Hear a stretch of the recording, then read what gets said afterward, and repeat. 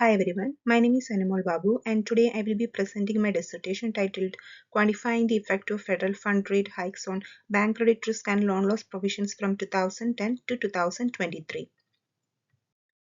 This study explores how US monetary policy tightening influences commercial banks' credit risk and how they manage loan loss provisions over time. Following the financial crisis in 2008, the Federal Reserve kept interest rate near zero for several years to stabilize the economy.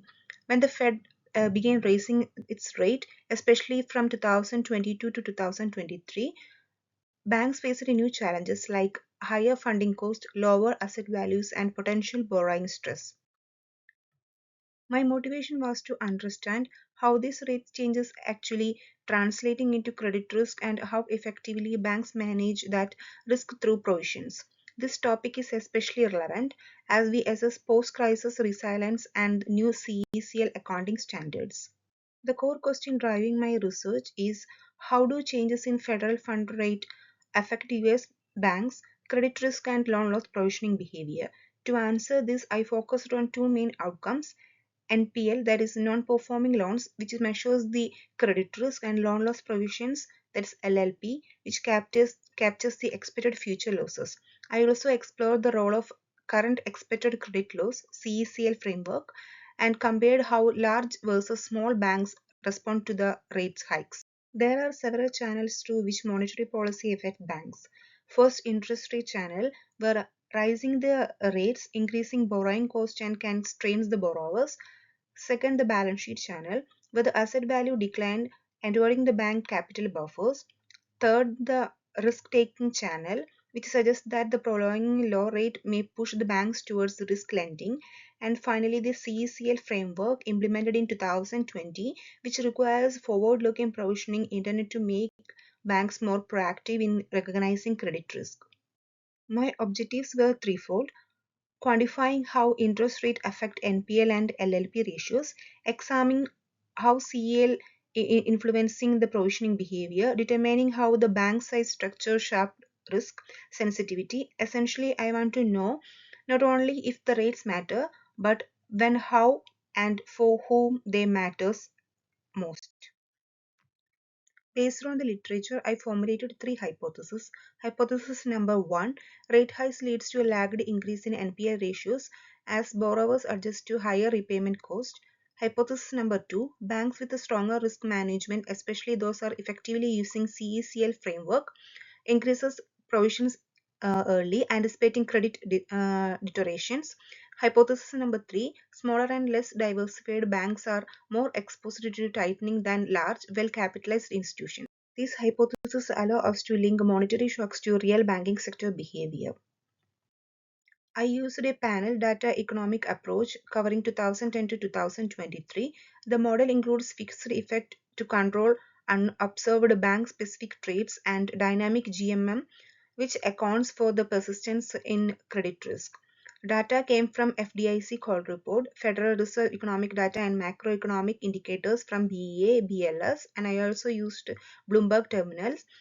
Key controls include GDP growth, inflation, unemployment, and bank size. Altogether, these samples represent more than 1,000 US commercial banks observed quarterly. The findings show that federal fund rate hikes have only a weak immediate effect on credit risk, but a stronger lagged impact on provisioning. Especially, the banks tend to raise their LLP ratio about 1 quarter after rate hikes, reflecting anticipatory risk management. Larger banks maintain higher provision, likely due to stricter regulations and sophisticated modeling. Unemployment also significantly explains provisioning levels, confirming the macro link between job markets and credit quality. These results suggest CECL has encouraged more forward-looking behavior. Overall, rate hikes prompt banks to boost their provisions as a precaution against potential defaults.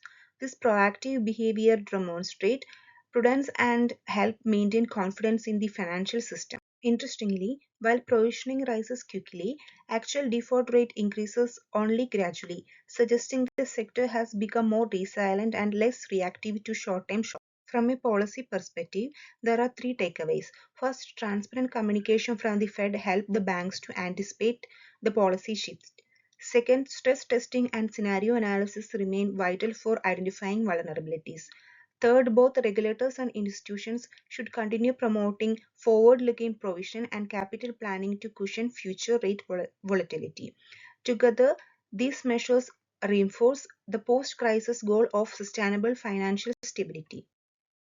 In conclusion, federal fund rate hikes from 2010 to 2023 did influence credit risk and provisioning, but mainly through expectations rather than realizing losses. Banks that implemented CECL effectively and maintaining strong capital positions were better prepared for tightening cycles.